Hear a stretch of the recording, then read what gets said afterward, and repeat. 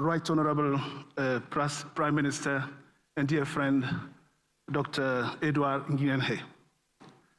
Son Excellence et cher frère Ali Mahaman Lamine Zein, Prime Minister of Niger, the Deputy Prime Minister of Tanzania, and honorable ministers from across the continent, cabinet members and members of the diplomatic corps, excellencies, distinguished guests, ladies and gentlemen, good morning and welcome to Kigali. What an honor to have you all, policymakers, leaders and experts, academic institutions and startup in innovative technologies, youth, all united by a common goal to chart a sustainable and prosperous energy future for Africa.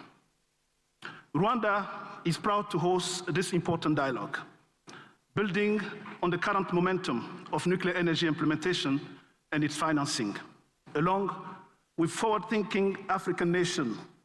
With your support and partnerships, Rwanda is now taking center stage in the continent's nuclear energy journey, with the hope to see the Nuclear Energy Innovation Summit for Africa giving center stage to African states willing to host a future event. But I cannot go on with this remark without acknowledging the leadership and vision of His Excellency President Paul Kagame, because he's the one who brought me to chair the Rwanda Atomic Energy Commission, or Board. I'm from Burkina Faso. One would wonder why bringing somebody from Burkina to chair the Rwanda Atomic Energy Board. But that's the Pan-Africanism and the leadership and vision that President Kagame is sharing with you all to show that you don't have to be Rwandan, you just have to be African.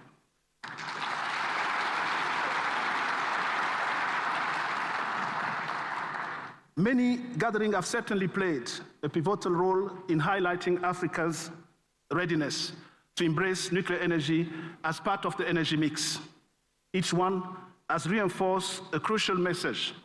Africa is not just a participant in the global energy conversation. We are leaders, innovators, and stakeholders shaping the future of clean energy solutions.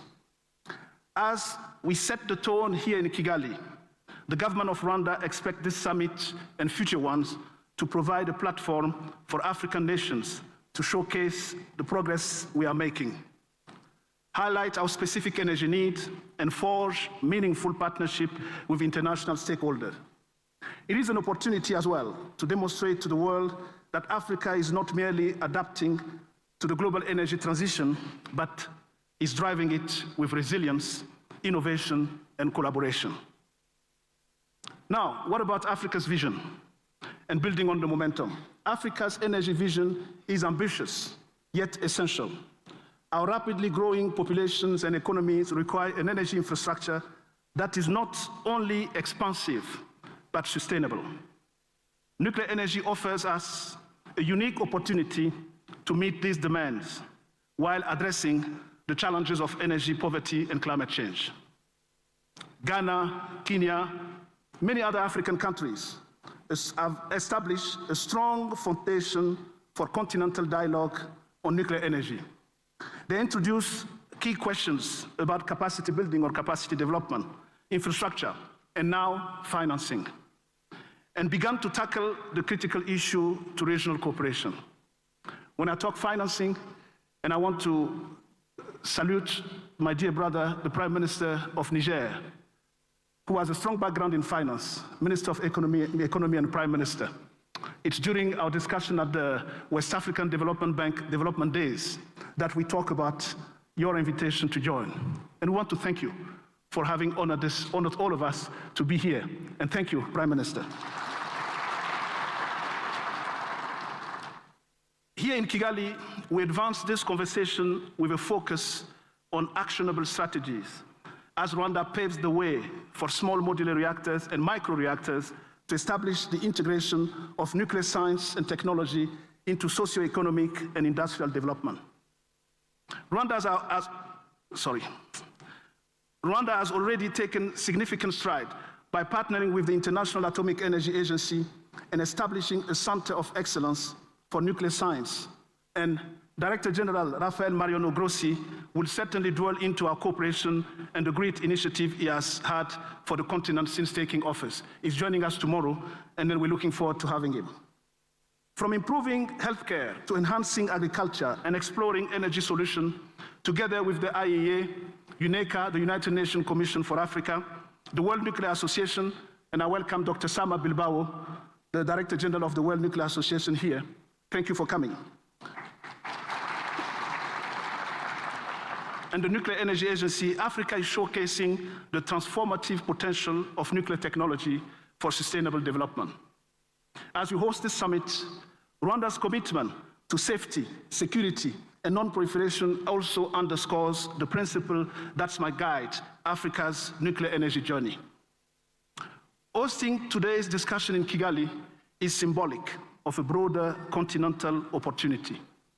Africa's nuclear energy aspirations are no longer theoretical. They are grounded in real needs, compelling data, and a growing urgency for sustainable solutions. Consider this. Countries like Nigeria, Ghana, Kenya, and Rwanda will experience exponential increases in energy demand, up to 4,008% for Rwanda alone. Meeting these needs requires a robust, multifaceted approach, and nuclear energy must play a central role. This Nuclear Energy Innovation Summit represents a unique opportunity for us to take the insights from today's discussion to a global stage. It will allow us to present Africa's case for nuclear energy. Africa's case for nuclear energy. While the opportunities for nuclear energy are immense, so are the challenges. Africa faces barriers in finances, infrastructure, and political commitment. But these challenges are not insurmountable. Experience has taught us that when we work collectively as a continent with reliable partners, we can overcome these challenges. The summit should and will be a moment for Africa to articulate its priorities, demand equitable technology transfer, and reinforce its position as a key player in the global clean energy transition. We must continue to explore innovative financing mechanisms, models such as build, own, operate, and turnkey solutions offer ways to reduce the financial burden on individual countries. Collaborative initiatives like joint procurement schemes also ensure that small nations can access the benefits of nuclear energy. The West African Development Bank and other development banks are vital allies in mobilizing these resources, alongside international partners like the IEA, the private sector investors. I take this opportunity to salute the recent changes as multilateral development banks embark in possibly financing nuclear energy as a serious means